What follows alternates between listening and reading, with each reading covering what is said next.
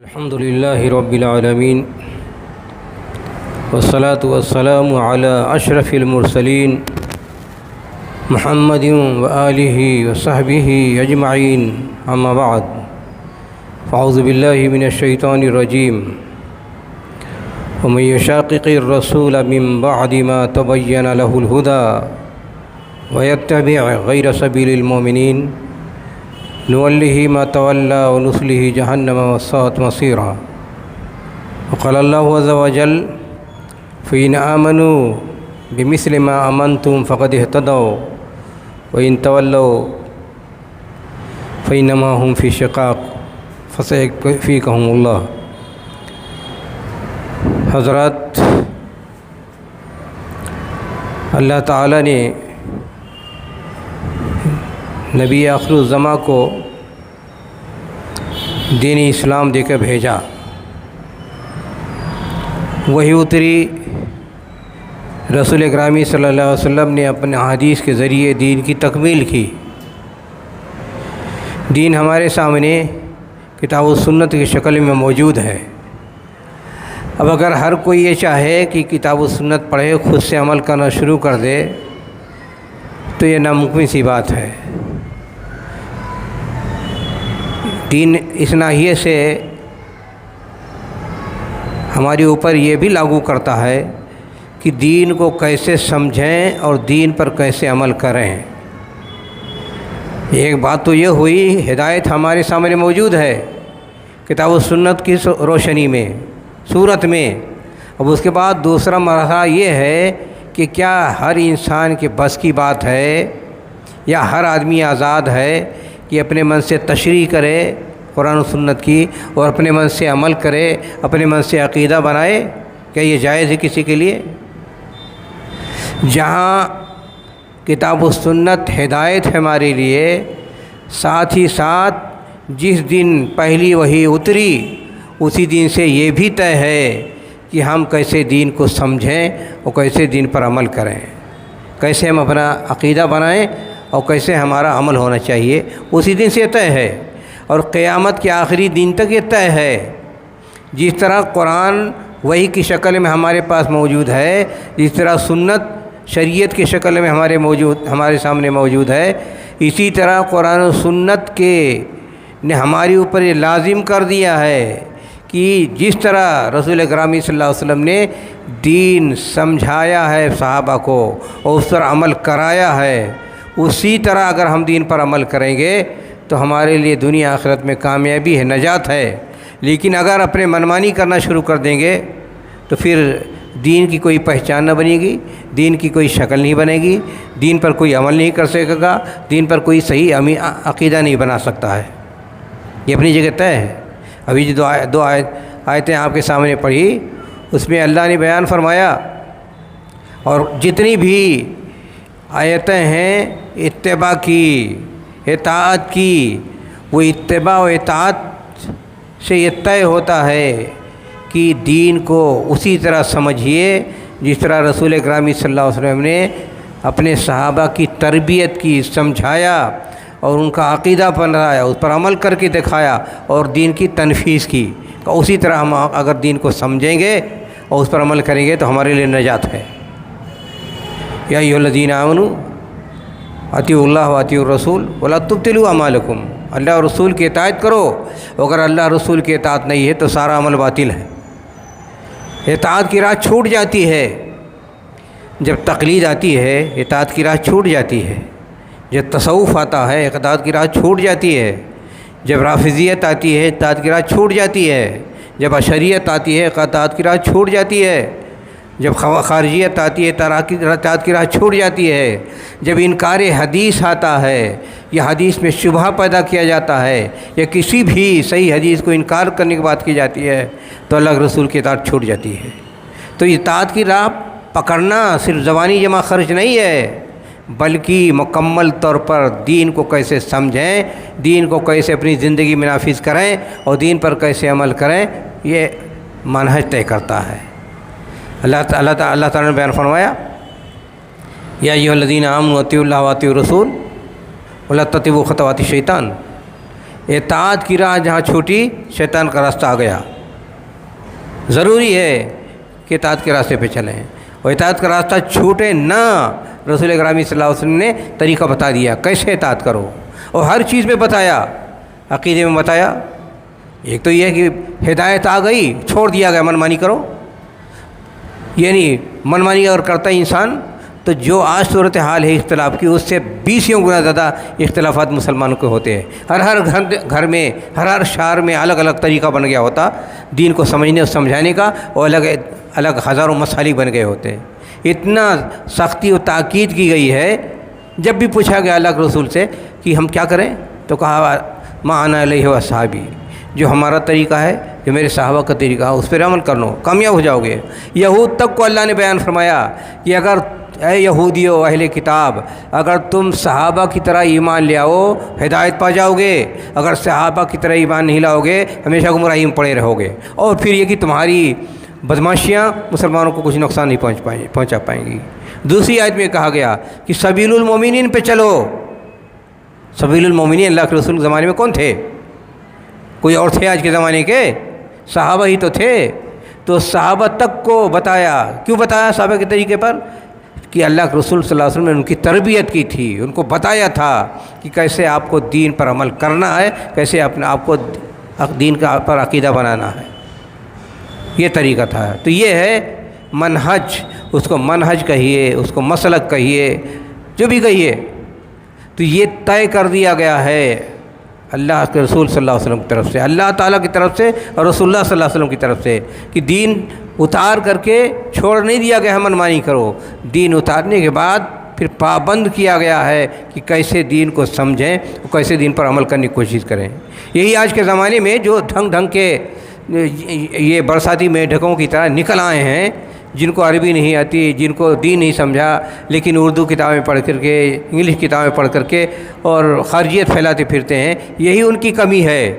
یہی جو کہ بڑے بڑے آج پیدا ہو جاتے ہیں دانشور مفکر بننے کی کوشش کرتے ہیں، تو وہ سب یہی کمی رہتی ہے کہ وہ منہج کو سمجھتے ہی نہیں ہیں، جبکہ منہج کے سلسلے میں، یعنی منہج مطلب یہی کہ کیسے دین کو سمجھیں، کیسے دین پر عمل کریں، کیسے ہمارا عقیدہ ہونا چاہیے، کیسے دین کی تنفیذ ہونی چاہیے، یہ سب کتاب و سنت نے بتا دیا ہے، اللہ اور رسول نے بتا دیا ہے، تاکید کر دی گئی ہے کہ منمانی نہیں ہے، دین کو اپنے من مانی سمجھو گے، سمجھنا پڑے گا صحیح طریقے سے۔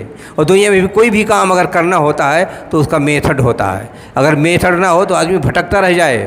وہ آج دنیا میں جتنے کام ہوتے ہیں، جتنے منصوبے بنتے ہیں، جتنے علم ہوتا ہے، سائنس پڑھانے کا میتھڈ ہے، ٹیکنالوجی کا میتھڈ ہے، حتیٰ کہ بڑھئی گیری کا میتھڈ ہے، معماری کا میتھڈ ہے، ہر چیز کا میتھڈ موجود ہے۔ تو کیا سب سے زیادہ جو اہم چیز دین ہے، یا اللہ تعالیٰ نے ویسے چھوڑ دیا ہے؟ اس کا طریقہ نہیں بتایا، میتھڈ نہیں بتایا۔ میتھڈ ہے دین کو سمجھنے کا، سمجھانے کا، اس کے مطابق آپ کو چلنا ہے، چلنا پڑے گا۔ اگر جس نے اس کو چھوڑا، اس کا پتہ نہیں کہ کب کٹی پتنگ بن جائے گا اور کدھر چلا جائے، یا پیڑ کا سوکھا پتا بن کر کے اڑ جائے، یہی کہانی ہوتی ہے۔ اور جتنی گمراہیاں پیدا ہوئی ہیں، حضرت عثمان رضی اللہ عنہ کے زمانے میں جو فتنہ اٹھا اور آپ کا قتل ہوا، اس زمانے سے لے کر آج تک جتنی گمراہیاں پیدا ہوئی ہیں، اسی بنیاد پر پیدا ہوئی ہیں کہ لوگوں نے دین کو سمجھنے، دین پر عمل کرنے، دین کو تنفیذ کرنے کے جو میتھڈ اللہ تعالیٰ نے دیا اور جو سکھایا اپنے صحابہ کو، اس کو چھوڑا، گمراہ ہو گئے۔ گمراہ ہوئے تو کوئی جبری بن گیا، کوئی قدری بن گیا، کوئی معتزلی بن گیا، کوئی اشعری بن گیا، کوئی ماتریدی بن گیا، کوئی قبر پوجنے والا بن گیا، کوئی صوفیہ کے تابعدار بن گیا، کوئی منکر حدیث بن گیا، کوئی توہم پرست بن گیا، کوئی ملحد بن گیا، کوئی اختلافات کے سارے جھگڑے اور دھندے پیدا ہو گئے۔ سب اسی کی کہانی ہے۔ تو رسول اکرم صلی اللہ علیہ وسلم اس کا اتنا اہتمام کرتے تھے، اگر صرف اتنا بتا دینا ہوتا یہ دین ہے اور چھوڑ دیا جاتا جاؤ اس پر عمل کر لو، ہر آدمی آزاد ہوتا اور ہر آدمی کی ایک الگ الگ مسلک بن جاتا۔ لیکن ہر چیز میں عقیدہ بتایا تو کہا ان تؤمن باللہ و ملائکتہ و کتبہ و رسلہ والیوم الآخر والقدر خیرہ و شرہ، بتایا تفصیل کے اس پر ایمان لانا ہے اور اس پر جمے رہو۔ نماز کے بارے میں ہوا تو کہا صلوا کما رأیتمونی اصلی، اتنا اللہ تعالیٰ نے حکم دیا کہ نماز پڑھو، کافی نہیں تھا، لیکن میتھڈ بتایا صلوا کما رأیتمونی اصلی، جیسے میں نماز پڑھتا ہوں اسی طرح نماز پڑھو۔ اب آج بہت سے منکرین حدیث الگ الگ نماز پڑھاتے ہیں، خاص طور پر جب جہالت پیدا ہوتی ہے نا، اور جب غرور پیدا ہوتا ہے، انکاری حدیث کا شبہ ایک حدیث سے متعلق اگر صحیح ہے، اگر کوئی آدمی اس کے دل میں شبہ پیدا ہوتا ہے تو بلا وجہ ایک صحیح حدیث کو اگر کہے ہم نہیں مانیں گے تو اس کا مطلب پوری حدیث کو نہیں مانتا ہے۔ اصول و ضابطہ ہے نا، ایک کو توڑا سب ٹوٹے گا۔ یہ نہیں ہے کہ آپ کی منمانی کہ ایک صحیح حدیث ثابت ہے، ہماری عقل شریف میں نہیں آتی بات، ہم نہیں مانیں گے۔ نہیں، ایک صحیح حدیث کو آپ نے توڑا تو سارے صحیح حدیث جتنے ہیں اسی اصول و ضابطے پر وہ سب اٹھے جائیں گے، ختم ہو جائیں گے۔ کھلواڑ نہیں ہے، جاہلوں کا کام نہیں ہے یہ ان پڑھ ملاؤں کا کام نہیں ہے کہ اگر صحیح حدیث میں لب کو شاہی کریں۔ دنیا میں سب سے زیادہ جو وسیع علم ہے اور جس پر سب سے محنت کی گئی ہے، کوشش کی ہے کہ ایک ایک لفظ کو چھانٹ کر کے پہنچا دیا جائے کہ اللہ کے رسول کی بات ہے، ایک ایک لفظ زیر و زبر کے بارے میں بھی مکمل اہتمام کیا گیا ہے، اور ایک ایک حدیث کو حاصل کرنے کے لیے ہزاروں کلومیٹر لوگوں نے سفر کیا ہے، تصدیق کرنے کے لیے ایک ایک حدیث کے لیے اتنا اہتمام کیا۔ اور یہاں جاہل میں پڑھے لکھے جن کو عقل نہیں آتی، جن کو سمجھ نہیں آتا، سمجھ شریف ہماری سمجھ شریف میں نہیں بات آ رہی، وہ آ کر کے پبلک کو اور سماج کو گمراہ کرنا شروع کر دیتے ہیں۔ تو یہ بھی میتھڈ میں داخل ہے، اور اس کو پورا کر کے دکھا دیا کہ رسول اکرم صلی اللہ علیہ وسلم کی حدیث کسے کہتے ہیں اور کسے نہیں کہتے ہیں۔ یہ آج کے جاہلوں کے لیے نہیں چھوڑا گیا ہے جس کے بارے میں چاہیں انگشت نمائی کریں، جس کے بارے میں چاہیں شبہ پیدا کریں۔ یہ مکمل ٹھوس 1000 سالہ محنت و کوشش کا نتیجہ ہے، اور انسان کے اندر جتنی سخت ہو سکتی ہے اخلاقی طور پر، فکری طور پر، فہم کے اعتبار سے دنیا میں جو سب سے اعلیٰ معیار ہو سکتا ہے اس اعلیٰ معیار پر حدیث کو پیش کیا گیا ہے۔ اس کے بعد کسی انسان کے بس کی بات ہی نہیں کہ اتنا اس سے اونچا معیار پیش کر سکے کسی حدیث کو صحیح ثابت کرنے اور بتانے کے لیے، حد ہو چکی ہے اس سے آگے۔ اب اس کے اجتماعی مسئلے کو اور اتنے بڑے 1000 سالہ مسئلے کو اتنے بڑے بڑے محدثین نے اصول ضابطے چھانٹ پھٹک کر سامنے رکھ دیا ہے۔ یہ منہج کی بات تھی، اس لیے کہ اللہ کے رسول صلی اللہ علیہ وسلم کی بات کو کوئی اڑا دے کے اپنے طرف سے کی ہو گئی تو نہیں چلے گا، ایک ایک چیز کو چیک کر کے بتا دیا گیا ہے۔ یہ اگر منہج نہ ہوتا، میتھڈ نہ ہوتا تو آج دنیا بھٹکتی پھرتی ایک حدیث کے بارے میں نہیں طے کر پاتے کہ یہ حدیث ہے کہ نہیں ہے، لیکن یہاں ہر چیز کو واضح کر دیا گیا ہے۔ اگر یہ میتھڈ و منہج نہ ہوتا جو دین نے دیا، اور پھر اس کے روشنی میں تفصیل کے ساتھ محدثین نے، تابعین نے، بلکہ صحابہ کے دور سے لے کر کے اور آج تک کوشش ہوتی رہتی ہے کہ کہیں کسی طرح کا خلل ہونے نہیں پائے۔ اگر کوئی حدیث ضعیف ہے، رواج چل پڑا ہے اور لوگ مان کے چل رہے ہیں، لیکن جب چیک کیا گیا، بتایا گیا تو کہا نا نہیں چلے گا، یہ اللہ کے رسول کی باتیں نہیں ہے۔ تو یہ ہمیشہ چیک کیا جاتا ہے، کوشش کی جاتی ہے۔ اگر یہ میتھڈ نہ ہوتا تو آپ کو پتہ نہیں رہتا۔ تو یہ اسی طرح اللہ کے رسول نے نماز کے بارے میں کہا صلو کما رأیتمونی اصلی، جیسے مجھے نماز پڑھتے دیکھو ویسے پڑھو۔ اتنا کافی ہوتا اگر دین بتا کر کے یا نماز کا طریقہ بتا کر کے چھوڑ دیا جاتا کہ پڑھو اپنے من سے، کافی تھا، لیکن نہیں، سد باب ہو جائے منمانی نماز پڑھنے کا۔ تو اللہ کے رسول نے فرمایا صلو کما رأیتمونی اصلی، جیسے میں نماز پڑھتا ہوں اسی طرح تم نماز پڑھو۔ آزادی نہیں دی گئی ہے منمانی، اور آزادی نہیں دی گئی پھر بھی آج نماز کی کتنی شکلیں ہیں، بے شمار شکلیں ہیں، بلکہ ہر آدمی اگر سنت کے مطابق چھوڑتا ہے اس کی الگ شکل بنتی چلی جا رہی ہے۔ اور وہ جو مستقل طور پر ایجاد کی گئی ہیں نمازیں، انگنت نمازیں ہیں، کہیں اوابین کے نام پر مغرب کے بعد 6 رکعت نماز ایجاد کر لی گئی ہے جس کا کوئی وجود نہیں ہے، کہیں صلاۃ معکوس پڑھی جاتی ہے، کہیں جب آتا ہے مختلف موسم آتے ہیں، کبھی محرم کا مہینہ آیا تو الگ نماز، کہیں ربیع الاول کا مہینہ آیا تو الگ نماز، کہیں آ گیا وہ اور دوسرے عید میلاد النبی منانا شروع کر دیا تو اس کے لیے الگ نماز کی بے شمار شکلیں ایجاد کر لی گئی ہیں، اور پھر اپنے طرف سے اضافہ گھٹانا بڑھانا یہ سب لگا ہوا ہے۔ لیکن اللہ کے رسول صلی اللہ علیہ وسلم نے جب یہ بتایا صلو کما رأیتمونی اصلی، اس کے بعد کوئی گنجائش نہیں رہی۔ اور اسی نبی اکرم صلی اللہ علیہ وسلم نے بتایا جو نماز، اسی نماز میں جان ہے، اسی نماز کو پڑھ کر کے انسان کو دنیا آخرت کی سرخروئی حاصل ہو سکتی ہے۔ جہاں وہ طریقہ چھوٹا، بہت سی کتابیں آتی ہیں نا، یہ حنفی نماز ہے، یہ شافعی نماز ہے، یہ مالکی نماز ہے، کہ اللہ تعالیٰ نے ان کو الگ نماز دی تھی، یعنی اس طرح کی بات کرنا یہ غلط ہے۔ نبوی نماز پڑھو بھائی، لیکن کیوں یہ کیوں آ گیا یہ نماز وہ نماز وہ نماز؟ وہاں جہاں میتھڈ چھوڑا آپ نے، جو منہج چھوڑا آپ نے، تو سارے دروازے کھل جاتے ہیں. ہر آدمی اپنی پھر دکان لے کر بیٹھ جاتا ہے، یہ مانو وہ مانو وہ مانو وہ مانو، تو منہج ساری دکانداری کو بند کرتا ہے کہ جو اللہ کے رسول نے بیان فرما دیا ہے اسی کے مطابق چلو. اس میں اضافے کی گنجائش نہیں ہے، اس میں گھٹانے کی گنجائش نہیں ہے. قیامت تک ہر چیز متعین ہے، طے ہے. تو میتھڈ و منہج اور صحابہ کے مسلک کا فائدہ یہ ہے کہ دین میں پھر گنجائش نہیں رہتی ہے گھٹانے بڑھانے کی. ہر چیز پرفیکٹ اور بالکل 100% ایکوریسی ہوتی ہے کہ اسی کو ماننا، اس کو ماننا، اس کو ماننا نہیں ہے. اگر اس کو چھوڑو تو سب ملاوٹ ہی ملاوٹ شروع ہو جاتی ہے. میتھڈ کا ایک فائدہ یہ بھی ہے کہ میتھڈ اپنانے سے انسان کی اوریجنلٹی، پیورٹی قائم رہتی ہے، صحیح دین قائم رہتا ہے. اگر میتھڈ کے ذریعے چھانا پھٹکانا جائے دین کو اور ملاوٹ کو چک کر کے کنارے نہ لگایا جائے تو دین کی شکل باقی نہیں رہ جائے گی. اور یہ چیز ہمیشہ ہوتا رہے گا. رسول اکرم صلی اللہ علیہ وسلم نے فرمایا کہ یہود 71 فرقوں میں بیٹھ گئے اور نصارہ 72 میں بٹ گئے اور مسلمان 73 فرقوں میں بٹ جائیں گے. یہ کیا ہے؟ یہ فرقوں میں بٹنے کے بعد کوئی شکل بن جائے گی دین کی رہ جائے گی؟ آج جتنا سماج و معاشرے میں دین کی شکلیں موجود ہیں، اگر اس کو جائزہ لیا جائے، دیکھا دیا جائے تو آج کتنی شکلیں ہیں. ہر شہر کے ہر مسجد کی، ہر ملک کی، ہر قوم کی، ہر مذہب کی، ہر طور طریقے الگ، ہزاروں شکلیں آج نکل آئیں گی. لیکن ان کو کیسے صاف کیا جاتا ہے، کیسے اس کو سیٹ اپ کیا جاتا ہے، کیسے اس کو جانچا پرکھا جاتا ہے؟ منہج سے یہی کون سا طریقہ بتایا اللہ کے رسول نے کہ اس پر عمل کرنا چاہیے، کیسے عمل کرنا چاہیے اور کیسے اس کو صاف کیا جائے. آخر کوئی پیمانہ ہوگا نا. آج دین کے نام پر جو ڈھنگ کے دعوے چلے آتے ہیں اور ہمیشہ ہوتے چلے آتے ہیں اور نئے قسم کے افکار نظریات آتے رہتے ہیں، تو کیا ہر ایک کی قابل تسلیم ہوگی؟ ان کو چھانٹنے، پرکھنے، جائزہ لینے، صاف ستھرا کرنے، پیور جو بات ہے اس کو سامنے رکھنے اور جو باطل ہے، کھوٹ ہے، اس کھوٹ کو کنارے لگانے کے لیے معیار کیا ہے؟ یہی مسلک ہے صحابہ کا مسلک جس کو کہتے ہیں، محدثین کا مسلک جس کو کہتے ہیں، مسلک اہل حدیث کو کہتے ہیں.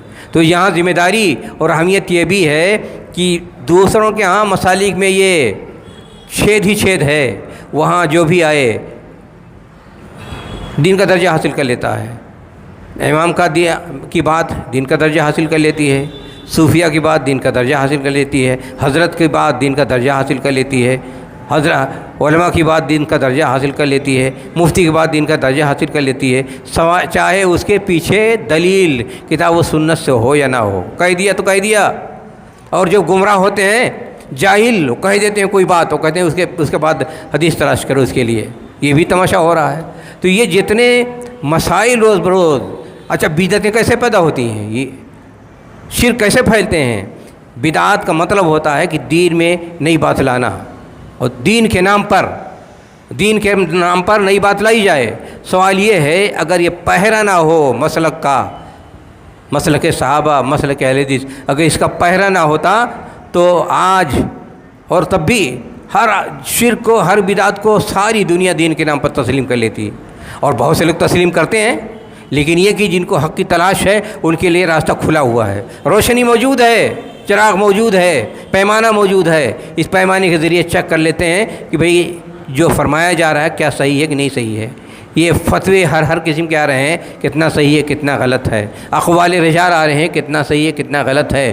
دانشوریاں لوگوں کے آ رہی ہیں، کتنا صحیح ہے کتنا غلط ہے. یہ سب اسی سے فیصلہ ہو جاتا ہے. یہ ہے صحیح مسلک کی اہمیت. ایک اس کی بڑی اہمیت یہ بھی ہے کہ جو اس پر قائم رہے اور اس کے مطابق رہے، یہ مانا جائے گا کہ اتحاد پر قائم ہے، اتحاد کے اصول پر قائم ہے. اور جتنے فرقے پیدا ہوتے ہیں ان فرقوں کا مسئلہ یہ ہے کہ ان سے امت میں اتحاد نہیں پیدا ہو سکتا ہے، اختلاف پیدا ہوتا ہے. اتحاد کی بڑی بات ہوتی دنیا میں. مسلمان متحد نہیں ہے، مسلمان متحد نہیں ہے، متحد ہونا چاہیے. یا ابھی مکہ میں کانفرنس ہوئی اتحاد کے سلسلے میں. سوال یہ اتحاد کس پر ہو؟ ہر ایک کے اپنے جو لیے بیٹھے ہوئے ہیں، یا جس کا اس میں کتنا تعلق ہے دین سے، کتنا رسم و رواج سے، کتنا اپنی ذات سے. کیا ہر چیز اتحاد کی بنیاد بن سکتی ہے؟ اتحاد کی بنیاد کیا ہے؟ وَاعْتَصِمُوا بِحَبْلِ اللَّهِ جَمِيعًا.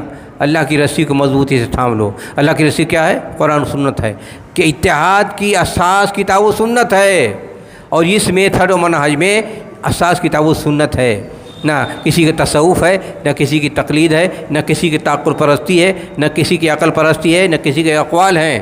یہاں سیدھی گفتگو ہوتی ہے کتاب و سنت کی بات، اس پر سب آ جائیں ساری دنیا متحد ہو جائے گی۔ لیکن اس کو چھوڑ کر بس یہ اتحاد کی بات کرتے رہیں تو اتحاد کبھی دیگر مسالک سے اتحاد ہو ہی نہیں سکتا ہے۔ اگر اتحاد ہو سکتا ہے تو اسی منہج و میتھڈ سے جو صحابہ و تابعین کا تھا، جس کو اللہ کے رسول نے فرمایا ما انا علیہ و اصحابی، جس پر میرے صحابہ ہیں میں ہوں، اس پر قائم رہو، یہی اتحاد ہے۔ آج اتحاد کی سخت ضرورت ہے، لیکن کیا آج اتحاد ممکن ہے؟ اتحاد اگر ممکن ہے تو صرف اس سے کتاب و سنت کی بنیاد پر اور مسلک اہل حدیث کی بنیاد پر۔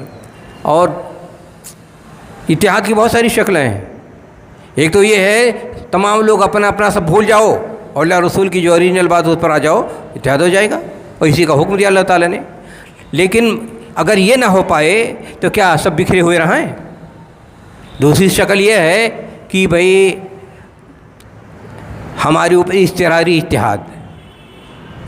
اتحاد، یعنی ٹھیک ہے جو امت کے مشترکہ مسائل ہیں، جس کی بنیاد پر امت کا مسلمانوں کی بقا، وجود، زندگی، ترقی کی بنیاد بن سکتی ہے، اس پر تو متحد ہو جاؤ۔ اس کو دنیاوی اتحاد کہا جا سکتا ہے، اس کو حاجتی اتحاد کہا جا سکتا ہے۔ تو آج اس کی گنجائش ہے، اس کی بھی گنجائش ہے۔ اور آج دنیا میں جتنا ہے کوئی آدمی اپنے مسئلہ کو چھوڑنے کو تیار نہیں ہے۔ جو قبر کی پوجا کرتا ہے وہ بھی چھوڑنے کو تیار نہیں ہے، جو اماموں کو، صحابہ کو گالی دیتا ہے وہ بھی راستہ اپنا چھوڑنے کو تیار نہیں ہے، جو شرک کرتا ہے وہ بھی تیار نہیں ہے۔ لیکن جب تک اسلام کے دائرے میں ہیں، مسلمان ہیں، تو دوسری شکل میں اتحاد کی ضرورت ہے، اس کو اضطراری اتحاد کہا جائے گا، کہ مشترکہ مسائل میں بھائی آ جاؤ، سب متحد ہو جاؤ، تو اس کی ضرورت ہے۔ لیکن اصل اتحاد جو واجب ہے، فریضہ ہے، یہ واجب فریضہ نہیں ہے اس طرح کا، بلکہ آپ کی ضرورت ہے۔ لیکن جو واجب و فریضہ ہے، جو اتحاد، وہ قیامت تک وہ فریضہ ہمارے اوپر لاگو ہے۔ اور ایک مسلمان اگر صاف دل کے ساتھ یہ مان کے چلے کہ جو جھگڑے، تعصبات، فرقہ پرستیاں ہیں ہم نہیں مانتے ہیں، اور ہم اپنے دل سے مانتے ہیں کہ اللہ رسول کی یہ بات ہے، اسی کو ہم مانیں گے، اسی کے مطابق چلیں گے، تو اتحاد کے اصول پر قائم ہوگا اور متحد ہونے کا اس کا ثواب ملے گا، اور اللہ تعالیٰ کے کھاتے میں لکھا جائے گا کہ اتحاد کے اصول پر قائم ہے۔ کتنا اللہ کے رسول صلی اللہ علیہ وسلم نے کہا کہ علیکم بالجماع، علیکم بالجماع، علیکم بالجماع۔ جماعت کیا ہے؟ کوئی بڑی جماعت ہو گئی کہ ہم بڑی تعداد ہماری زیادہ ہے، آؤ مل جاؤ، اتحاد ہے؟ جماعت کا مطلب وہاں اصول ہے، یعنی کتاب و سنت کے جو اصول ہیں، آؤ اس پر چپک جاؤ، اس سے جٹ جاؤ، اسی کو دامن تھام لو، یہ مطلب ہے علیکم بالجماع، جماعت کے ساتھ متحد آ جاؤ۔ جو اصول ہیں دین کے، اس کے مطابق آ جاؤ، اور دین کے اصول کے مطابق آ جائے تو یہ بھی علماء نے کہا، صحابہ نے کہا، تابعین نے کہا کہ آپ انک علی انت الجماع ان کنت علی حق و ان کنت وحدک، اگر آپ دنیا میں تنہا ہیں، حق پر قائم ہیں، تو آپ ہی جماعت ہیں۔ یہ کثیر تعداد ہو جماعت نہیں بن سکتی ہے۔ تصور جو دیا اسلام میں وحدت کا، اسی سے طے ہوگا جو میتھڈ منہج ہے کہ وحدت کسے کہا جائے۔ ہر آدمی اپنی طرف کھینچتا ہے، ہماری بڑی جماعت ہے، ہماری بڑی تعداد ہے، لہٰذا ہماری طرف آ جاؤ، یہ سب فراڈ جھوٹ ہے۔ یہاں وحدت کا جو اللہ کے رسول نے بیان فرمایا علیکم بالجماع، جماعت کے ساتھ رہو، یہاں اصول کا مسئلہ ہے، یعنی کتاب و سنت کے اصول پر جو آئے گا، اگر تنہا دنیا میں ایک تنہا آدمی ہے وہ کتاب و سنت کے اصول پر چل رہا ہے تو اس کو مانا جائے گا جماعت۔ یہ ہے طریقہ اور یہ ہے ضابطہ۔ تو یہ کون دے گا؟ یہ منہج سلف دے گا، سلف صالحین کا، صحابہ کا جو طریقہ تھا، یا مسلک اہل حدیث جس کو کہتے ہیں، اس سے طے ہوگا کہ کس کو فرقہ کہیں گے اور کس کو جماعت کہیں گے، اور حق پر کون ہوگا، نہ حق پر کون ہوگا۔ منہج کی اہمیت یہ بھی ہے کہ اگر آج دنیا میں کوئی آدمی شرح صدر کے ساتھ تیار ہو، حوصلے کے ساتھ کہ وہ اس کو دین چاہیے، صحیح دین چاہیے، حق بات چاہیے، تو کہاں ملے گا؟ کہیں نہیں ملے گا۔ جتنی جماعتیں ہیں، جتنے مسالک ہیں، اگر وہاں جائیں گے تو وہ شرک کا راستہ بتا دیں گے، پیر پرستی کا راستہ بتا دیں گے، قبر پرستی کا راستہ بتا دیں گے، صوفیہ کا راستہ بتا دیں گے، اماموں کا راستہ بتا دیں گے، کیا اسے نجات مل جائے گی؟ کیا کتاب و سنت کے بارے میں یہی کہا گیا ہے کہ جا کے ان کے تم پکڑو، ان کے پیچھے بھاگو؟ یہاں یہی کہا گیا ہے اگر نجات چاہتے ہو تو کتاب و سنت پر عمل کرو۔ ترکت فیکم امرین لن تضلوا ما تمسکتم بہما کتاب اللہ و سنتی۔ رسول اکرم صلی اللہ علیہ وسلم بیان فرمایا کہ قیامت تک کے لیے تمہاری چیز دین کا 2 سرمایہ چھوڑ کے جا رہا ہوں، کتاب و سنت۔ جب تک اس کو مضبوطی سے تھامے رہو گے کوئی تمہیں گمراہ نہیں کر سکتا ہے۔ تو آج جتنے بھی دنیا میں مسالک ہیں، مثلا منہج سلف، مسلک اہل حدیث کو چھوڑ کر، اگر ان سے چاہیں آپ کہ جینوین مسلمان بن سکیں اور پوری طور پر 100% آپ کے دل میں جذبہ ہے کہ ہم صحیح دین پہ آنا چاہتے ہیں، صحیح دین پہ نہیں آ سکتے ہیں کسی بھی مسلک میں علی الاطلاق، وہاں آپ کو یہاں شرک بھی کرنا پڑ سکتا ہے، وہاں آپ کو بدعت بھی کرنا پڑے گا، وہاں آپ کو تصوف بھی جن خرابیاں ہیں ان کو بھی ماننی پڑے گی، وہاں مشائخ کو بھی ڈھونا پڑے گا، وہاں کا ان کے قبر پر بھی بیٹھ کر کے مراقبہ کرنا پڑے گا، وہاں جھوٹی کہانیاں بھی سننی پڑے گی، وہاں جھوٹے قصے بھی سننے پڑیں گے، وہاں فضائل کے نام پر شرک کا ایک طوفان، شرک کا ایک سیلاب آیا ہوا ہے، سب کو ماننا پڑے گا علی الاطلاق۔ جہاں بھی جائیں کہیں یہ چیز نہیں مل پائے گی، آپ کو ساری مشکلات جھیلنا پڑے گا۔ لیکن یہاں دعویٰ نہیں ہے، یہاں یہ ہے، یہاں آپ کو پکڑ کر کسی کے ساتھ جوڑنا نہیں جاتا ہے ان کے پیچھے چلو، یہاں بتا دیا جاتا ہے اللہ اور رسول کو پہچانو، اللہ رسول کو پہچان کر آپ خود اپنے بارے میں نجات کا راستہ اختیار کرنے کی کوشش کریں۔ یہاں عیسائیوں کی طرح مغفرت کا چیک نہیں بانٹا جاتا ہے، یہاں تو یہ ہے کہ بھئی آپ قرآن و سنت پڑھو اور یہ راستہ ہے اور اللہ اور رسول سے اپنا تعلق جوڑو، آپ کو راستہ ملے گا۔ اخلاص ہونا چاہیے اور آپ کو محنت کرنی چاہیے، کوشش کرنی چاہیے، یہ صورتحال ہوتی ہے۔ اور یہی چیز ہے کہ آج بھی علماء کی ذمہ داری یہ ہے کہ اسی راستے کو بتائیں جس پر چل کر کے انسان اللہ کی رضا حاصل کر لے، پھر اس میں اپنے آپ کو نہ داخل کرے کہ مجھے شیخ مانو، مجھے پوجو، مجھے تحفہ دو، میرا دامن اٹھاؤ، میری برکت، میرا جوٹا کھاؤ برکت ملے گی۔ یہ سارے تماشے یہاں نہیں ہوتے ہیں، یہاں سیدھی گفتگو ہے، یہ اللہ اور رسول کی بات ہے، دین کو اس طرح سمجھو، دین پر اس طرح عمل کرو، اللہ اور رسول سے محبت کرو اور اللہ اور رسول سے اپنا تعلق جوڑو۔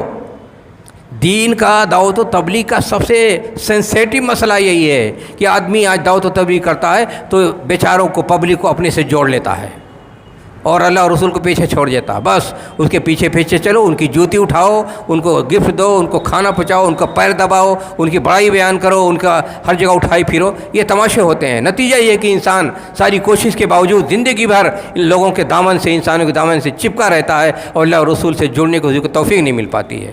تو یہ مسلک کا، یہ منہج سے ایک فائدہ یہ ہوتا ہے کہ انسان اللہ تعالیٰ سے تعلق باللہ قائم کرتا ہے۔ لیکن جہاں تقلید کی بات ہو، تصوف کی بات ہو، شخصیت پرستی کی بات ہو، مشائخ پرستی کی بات ہو، قصوں کی ہو، کہانیاں کو ہو، ان کے عزائم کے بیان کی بات ہو، آدمی اسی میں بھول کے رہ جاتا ہے، بھٹک کے رہ جاتا ہے، اس کو موقع ہی نہیں ملتا ہے کہ اللہ اور رسول اللہ سے اور رسول سے تعلق جوڑ سکے۔ یہ بھی بہت سینسیٹیو مسئلہ، عام مسئلہ ہے۔ آج دعوت و تبلیغ میں سب سے بڑی ٹیڑھی بات یہ ہوتی ہے، حتیٰ کہ بہت سے علماء حدیث بھی یہی کرنے لگے ہیں کہ پبلک کو اپنے گرویدہ بنا لیا، پھر اپنا 4 انگلیاں گھی میں، 10 انگلیاں گھی میں اور سر کڑاہی میں، بس ان کو نوازے جاؤ، ان کو کھلائے جاؤ۔ یہ دعوت و تبلیغ نہیں ہے۔ دعوت و تبلیغ یہ ہے کہ آپ اخلاص کے ساتھ ان کو سیدھا راستہ بتائیں اور ان کا تعلق اللہ اور رسول سے جوڑ دیں، نہ کہ جتھا بنائیں، گروہ بنائیں، کوئی ادھر دامن کھینچے، کوئی ادھر لیے تیار ہے ٹفن، کوئی ادھر دعوت کے لیے تیار ہے اور کوئی ادھر پڑھائی کے لیے تیار ہے۔ یہ سب باتیں صرف دین کے ساتھ کھلواڑ اور دین کو بیچنا اور کھانے کی بات رہ جاتی ہے۔ مخلص علماء ہم نے ہمیشہ یہی کیا ہے کہ کبھی ناجائز فائدہ نہیں اٹھایا ہے لوگوں سے کہ ان کو دعوت دین کا راستہ بتائیں تو پھر اس کے یہ بھی بیچارے کو ان کی دعوت کا انتظام کرنا پڑے، ان کے اوپر خرچ کرنا پڑے، ان کو نذرانہ دینا پڑے۔ یہ سب تماشا نہیں ہوا ہے۔ اور دین کا یہی جینوئن مسئلہ ہوتا ہے کہ آدمی دعوت و تبلیغ کرے، سیدھا راستہ بتائے، پھر اپنے سے باندھ کے نہ رکھے، بس اب ہمارے دامان سے نربھر رہو اور جتھا بنائے پھرو ہمارے ساتھ۔ تو یہاں اس کی گنجائش نہیں ہوتی ہے نفس پرستی کی، کہ دعوت و تبلیغ کی تو اپنے ساتھ باندھ لیا، رجال پرستی فرقہ پرستی تب لائے۔ دعوت و منہج سلف میں یہ بھی ہے کہ یہاں اصلاً فرقہ پرستی گنجائش نہیں ہے، فرقہ پرستی یہاں گنجائش نہیں ہے، تمام مسلمان بھائی ہیں، انما المؤمنون اخوہ، تمام مسلمان بھائی ہیں۔ یہاں علاقائیت، ذات برادری، فرقہ پرستی، مسلک پرستی، علماء پرستی کی یہاں کوئی گنجائش نہیں ہوتی ہے۔ یہاں سب کچھ کھرا مسئلہ ہے کہ جتنے مسلمان ہیں سب نبی اکرم صلی اللہ علیہ وسلم کی امتی ہیں، اور اونچے نیچے کالے گورے اس کی کوئی گنجائش نہیں ہے۔ دوسروں کے ہاں تو یہ بھی مصیبت ہے کہ طبقاتی نظام، جیسے ہندوؤں میں طبقاتی نظام ہے 4 طبقے، ویسے یہاں بھی بنا لیا گیا ہے 4 طبقے۔ یہ سید اور شیخ ہیں، اونچا طبقہ ہے، پھر اس کے بعد خان پٹھان چھتری ہے، دوسرا طبقہ ہے، پھر یہ کہ تجارت کرنے والے تیسرا طبقہ ہے، باقی جتنے مسلمان ہیں سب دلت ہیں۔ اصول بتا دیے گئے تھے، اشراف و اجلاف، یہ بھی ہندوؤں کی نقالی، آج سارے مسالک میں یہ چیز بھرا ہوا ہے کہ یہ فلاں ہے۔ اچھا، یہ کفو کا مسئلہ ایجاد کر لیا گیا، کف یعنی یہ سید کے برابر بنکر نہیں ہو سکتا ہے، سید کے برابر درزی نہیں ہو سکتا ہے، شیخ کے برابر موچی نہیں ہو سکتا ہے، شیخ کے برابر سید کے برابر فلاں نہیں ہو سکتا ہے، آپ ان میں شادی بیاہ نہیں کر سکتے ہیں۔ کیا ہے یہ سب ہے؟ یہ ہندوازم کا، ہندوؤں کا طبقاتی نظام منوسمرتی والا، یہاں لوگوں نے مسلک کی بنیاد پر اپنی چودراہٹ برتری برہمنیت کو قائم کرنے کے لیے شیخ بنے گھومتے ہیں، سید بنے گھومتے ہیں، پوری پبلک مسلمانوں کو حقیر سمجھتے ہیں کہ یہ نیچے لوگ ہیں۔ کیا تماشا؟ اسلام اسی لیے آیا ہے، سلف صالحین کے مسئلے میں اس کی کوئی گنجائش نہیں ہے۔ آپ اٹھا کر دیکھیے فقہ کی کتابوں کو، حنفی، وہاں ایک چیپٹر موجود ہوتا ہے کفو کا مسئلہ۔ یہ کفو نہیں ہے، جلاحہ سید کا کفو نہیں ہے، منکر سید کا کفو نہیں ہے، اور دوسرے جتنے پیشہ ور کام کرتے ہیں، جو بھی کوئی کام کرتے ہیں، پیشہ کرتے ہیں، کوئی جوتا بناتا ہے، کوئی درزی ہے، کوئی حلوائی ہے، کوئی طباخ ہے، کوئی قصائی ہے، کچھ ہے، کہا یہ سب برابر نہیں ہو سکتے سید کے۔ اسلام میں تو مساوات ہے، اور اسلام میں انسان کا درجہ طے ہوتا ہے، بڑکپن اس سے ملتی ہے تقویٰ سے۔ اللہ تعالیٰ نے بیان فرما دیا، ان اکرمکم عند اللہ اتقاکم، جو سب سے زیادہ اللہ سے ڈرتا ہو، سب سے زیادہ معزز ہے۔ ایک جاہل بھی کسی درجے میں لوگ نہ سمجھیں، لیکن اگر وہ حلال کھاتا ہے، فرائض ادا کرتا ہے، تو وہ اللہ کے نزدیک سب سے زیادہ محبوب ہے۔ لیکن بڑے ٹائٹل لیے گھومیں، بڑی بڑی سندیں لیے گھومیں، اور ذہن و دماغ میں بھرا ہوا ہے کفر کا مسئلہ، یہ ہمارے برابر نہیں ہے، یہ اسلام ہے، جاہلیت کی چیز ہے، لیکن یہ ساری چیزیں ڈھویا جاتا ہے مسالک میں۔ لیکن یہاں مسلک اہل حدیث میں اس کی کوئی گنجائش نہیں ہے، سارے مسلمان ایکول ہیں۔ اور یہ بھی ہندوستان میں جانتے ہو، ہندوستان میں جو زمانے سے حنفی مسلک کی بنیاد پر چلا رہا تھا، اشراف و اجلاف، یہ سید ہیں، یہ شیخ ہیں، یہ اشراف ہیں، پھر جتنے نیچے ہیں مختلف پیشے کا کام کرنے والے، یہ سب کے ہاں اجلاف یعنی ذلیل لوگ، جیسے دلتوں میں، ہندوؤں میں نا ذلیل لوگ۔ لیکن اس کے خلاف سب سے پہلے تحریک ہندوستان میں کس نے اٹھائی؟ اہل حدیث علماء نے اٹھائی۔ یہ مومن کانفرنس سنتے ہو نا، مومن کانفرنس آپ لوگ سنتے ہوں گے، جانتے ہوں گے نا، اس کی بنیاد 1910 میں سب سے پہلے مبارک پور کے مولانا عبدالسلام صاحب، مولانا عبدالسلام مبارک پوری نے کتاب لکھی، یعنی بنکروں کی محنت و کوشش کے سلسلے میں۔ مولانا عبداللہ غازی پوری، دوسرے اہل حدیث عالم، انہوں نے اس کی بنیاد سب سے رکھی کہ ازلاف و اسلاف اور یہ اشراف کا کوئی مسئلہ نہیں ہے، سارے مسلمان ایکول ہیں، پیشے کی بنیاد پر نہیں۔ ایک اگر جاہل قسم کا بنکر ہے، کچھ نہیں جانتا ہے، لیکن اس کے اندر اگر ایمانداری موجود ہے، اگر اس کے اندر سچائی موجود ہے، اگر وہ فرائض واجبات ادا کرتا ہے، تو بڑے بڑے مولوی سے جو مکر و فریب کرتے ہوں، چندہ کھور چندہ بٹور کھا جاتے ہوں، ان سے کہیں اچھا ہو سکتا ہے، ان سے کہیں بہتر ہو سکتا ہے۔ اور جو اپنے ذہن و دماغ میں یہ طبقاتی نظام لیے بیٹھے ہوں، چاہے کتنی لمبے جبے جوبے پڑھتے ہوں پہنتے ہوں، یا کتنی بڑی ان کی سندیں ہوں، اس کے برابر نہیں ہو سکتے ہیں۔ تو یہاں مساوات کی تعلیم دی گئی ہے۔ 1000 سال سے مسلمان یہاں حکومت کر رہے ہیں، اور جب سے یہ چیز مسلک کی بنیاد پر حنفی مسلک 4ویں صدی کے بعد آیا ہے، یہ چیز قائم کر دیا ہے۔ اشراف اجلاف کفر نہیں ہو سکتے ہیں۔ جتنے بھی فقہ کتابیں وہاں یہ کفر کا مسئلہ موجود رہے گا کہ وہ اس کے برابر نہیں ہے، وہ اس کے برابر نہیں ہے، وہ اس کے برابر نہیں ہے، اس سے شادی نہیں ہو سکتی ہے، اس سے شادی نہیں ہو سکتی ہے۔ تو یہ سب جہالت کیسے مٹی؟ جہالت عملی طور پر یہاں ہندوستان میں علماء حدیث نے مٹایا. اور یہ دیکھیے ہندوستان کی بلکہ پورے بر صغیر کی بہت بڑی کانفرنس بن گئی تھی مومن کانفرنس، آل انڈیا مومن کانفرنس. تو یہ اس ذہن کو مٹایا، ورنہ آج بھی یہی ہوتا کہ جو لوگ ان کو ہمیشہ گھٹیا مانا گیا، ان کو کمزور مانا گیا، ان کی کوئی درجہ نہیں ہے، ان کی کوئی حیثیت نہیں ہے، جو بنکر ہے، جو جولاہا ہے، یہ ساری بکواس کا ہوتی رہی. لیکن کس نے سب سے پہلے آواز اٹھائی پورے بر صغیر میں؟ 2 علماء حدیث نے. پھر اس کے بعد یہ جماعت کھڑی ہوئی، اپنے مطالبے کیے اور منوائے. آج اسی کی برکت ہے کہ بڑے بڑے علماء، بڑے بڑے تجار، بڑے بڑے مفتی آج اس برادری کے لوگ ہیں. کس کی دین ہے؟ ہندوستان میں علماء حدیث کی دین ہے. تو یہ کہاں سے آیا؟ ان کے ذہن و فکر میں کہاں سے آیا؟ یہی مسلک کی بنیاد پر جو اللہ رسول کا نے بتایا کہ کیسے دین پر عمل کریں گے، کیسے دین کو سمجھیں گے، جو فہم دیا، جو طریقہ عمل دیا، اس کی بنیاد پہ ساری چیزیں ذہن میں آتی ہیں. تو یہ سب عوامی زندگی میں ساری چیزیں فائدہ مند ہوتی ہیں اور علمی زندگی میں فائدہ مند ہوتی ہیں، پوری زندگی میں فائدہ مند ہوتی ہیں. یہ تو عوام کی بات ہے جو میں آپ سے کہہ رہا ہوں کہ روزمرہ زندگی میں اگر آپ میتھڈ کے مطابق زندگی گزاریں تو آپ کا عقیدہ بھی صحیح ہو سکتا ہے، آپ کا عمل بھی صحیح ہو سکتا ہے. عقیدے کی بات دیکھ لو، بہت سے یہ جتنے صحابہ کا جو منہج ہے یا مسلک حدیث ہے، اس میں ایک بڑی بات یہ ہے کہ اللہ اور رسول کی باتیں جتنی ہیں، قرآن کی باتیں اور صحیح حدیث، ان کا سب سے بڑا مرتبہ ہے. اس میں کوئی آدمی اپنی طرف سے مداخلت نہیں کر سکتا ہے. اس کو کیسے سمجھا جائے اور ان کا درجہ کیا ہے، وہ عقیدے کے بارے میں یہ طے ہے کہ عقیدہ توقیفی مسئلہ ہوتا ہے. یعنی اس میں انسان اپنے عقل سے اس میں گھٹا بڑھا نہیں سکتا ہے. جو اللہ اور رسول نے کہہ دیا ہے 100% اسی کو مانا جائے گا. لیکن دوسرے مسائل میں کیا ہے؟ اللہ کو چھوڑ کر دوسرے کہاں یہ ہے؟ کہا غیب کے مسائل، آخرت کے مسائل، جنت و جہنم کے مسائل، اللہ کے اسماء و صفات کے مسائل، اللہ کی ربوبیت کے مسائل کا اس میں بھی کہتے ہیں کہ قرآن و سنت، آیت و احادیث جو بیان کریں اگر ہماری عقل کے خلاف ہو تو ہم نہیں مانیں گے، ہماری جو عقل کہے گی اس کو مانیں گے. یعنی ان کے ہاں یعنی بہت بڑا مسئلہ یہ ہے کہ کتاب و سنت کی جو آیات و احادیث ہیں ان کا درجہ بڑا ہے کہ انسان کی عقل کا درجہ بڑا ہے. تو اکثر لوگ یہی کہتے ہیں، جیسے اشعری ماتوریدی، نام سنا کہ نہیں سنا آپ لوگوں نے؟ جتنے حنفی، شافعی، مالکی سب اشعری ماتوریدی عقیدے میں. ان کا کیا ہے؟ کہتے ہیں قرآن آیات و احادیث کے مقابلے میں عقل بڑی ہے.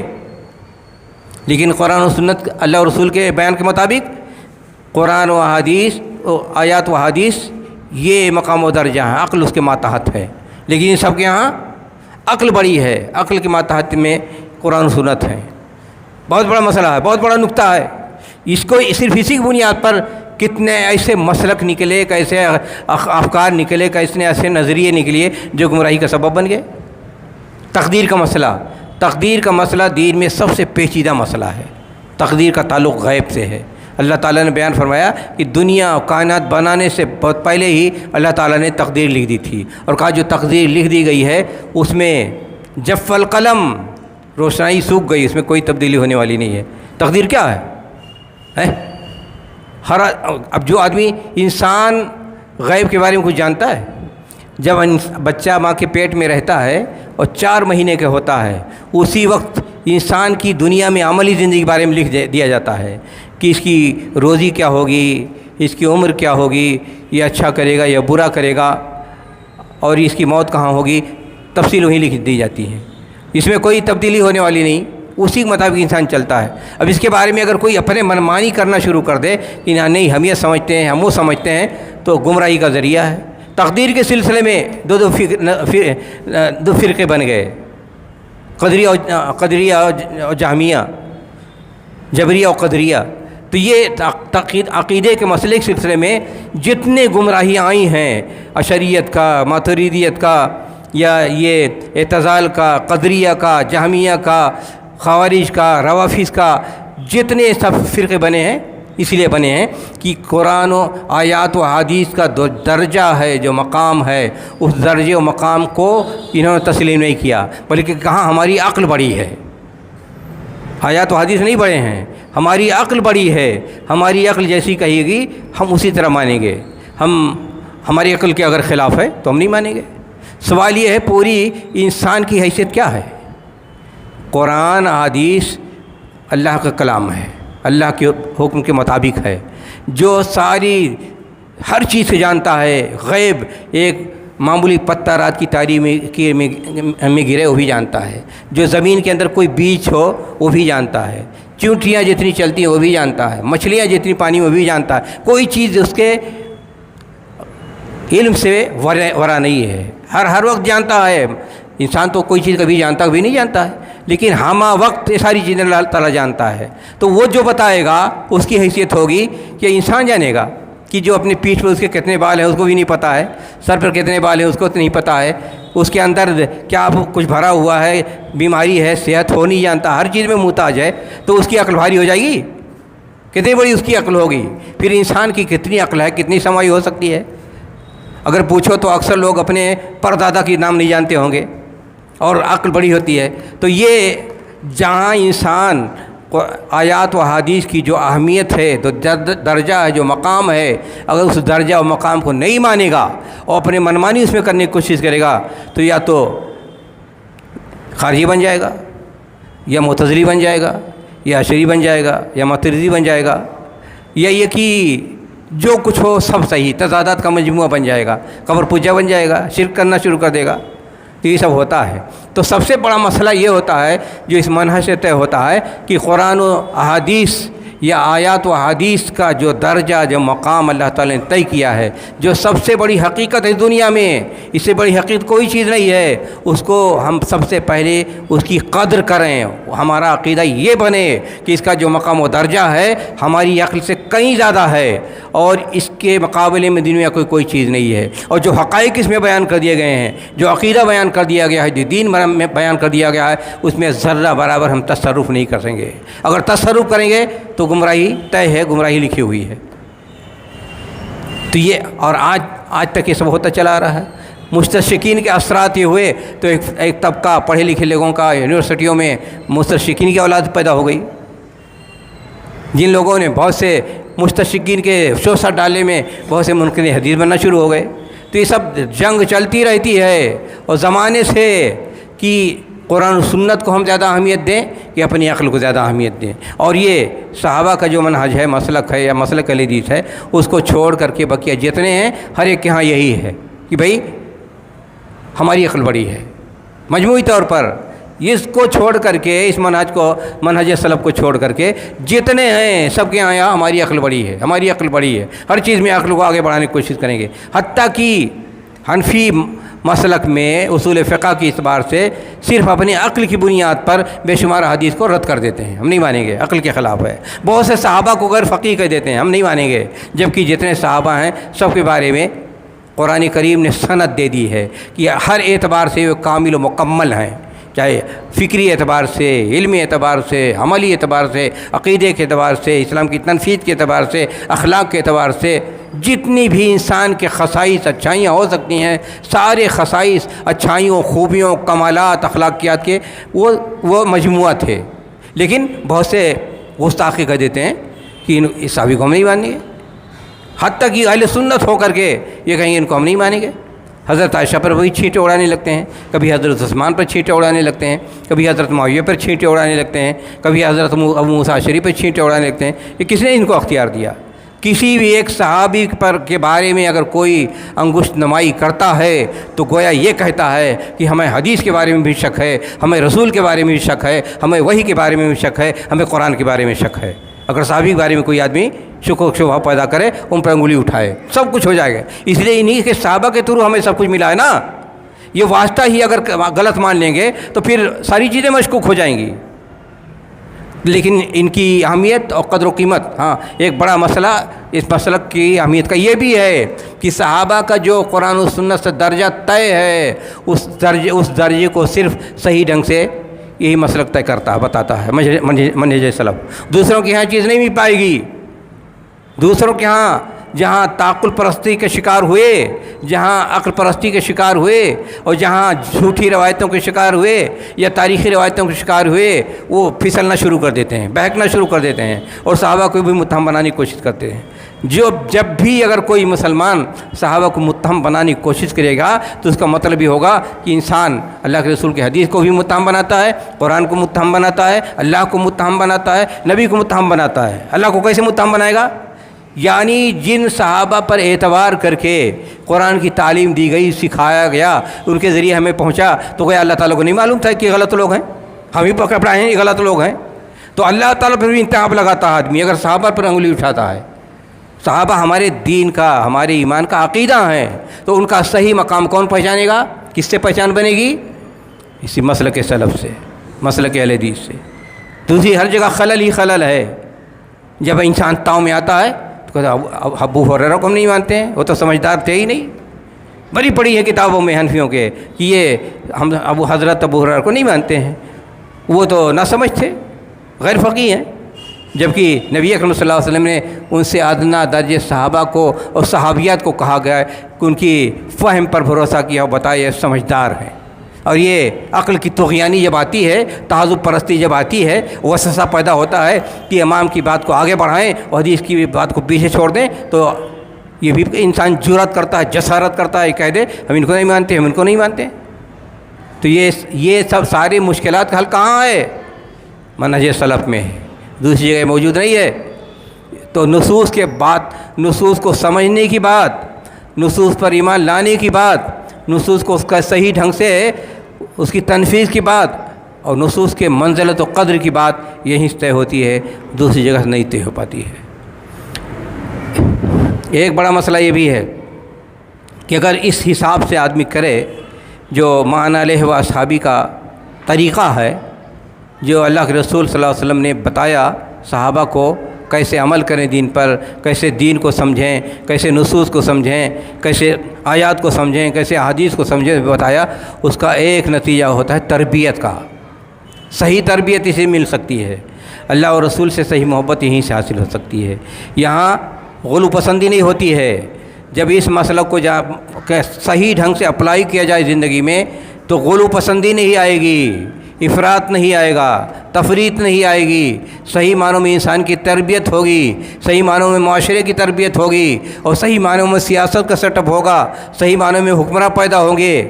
لیکن اگر اس کے مطابق عمل نہ ہو تو ہر طرف خلل ہی خلل ہوگا، یا افراط ہوگا، یا تفریط ہوگی، یا غلو ہوگا۔ اور غلو پسندی، اب دیکھیے غلو پسندی، اللہ کے رسول صلی اللہ علیہ وسلم بیان فرمایا کہ دیکھیے غلو سے بچنا، تنبیہ کی، بتایا غلو سے بچنا کا دین پر عمل کرنا ہے تو ایک بڑا مسئلہ ہے غلو پسندی، کہا غلو سے پسندی سے بچنا۔ کیوں؟ غلو پسندی آ جاتی ہے انسان کے اندر، کسی کو بہت بڑا مان لیا تو بس وہی ہے، دوسرا کوئی نہیں ہے۔ حالانکہ اصل کیا ہوتے ہیں؟ اصل اصول ہوتے ہیں، ضابطے ہوتے ہیں، اسلامی تعلیمات ہوتی ہیں۔ لیکن انسان جب رجال کو، اشخاص کو اہمیت دینے لگتا ہے اور کہتا ہے نا بس یہی سب کچھ ہیں، سب بھول جاتا ہے اصول و ضابطہ، تو اس سے غلو پیدا ہوتا ہے۔ تو شخصیت میں سب سے زیادہ غلو پیدا ہوتی ہے، اور شخصیت میں انسان کی سوچ و فکر میں ایکسٹریمزم آ جاتا ہے، انتہا پسندی آ جاتی ہے، سب چھوڑ چھاڑ کر بس یہی ہمارے سب کچھ ہے، بس یہی ہمارے سب کچھ ہیں۔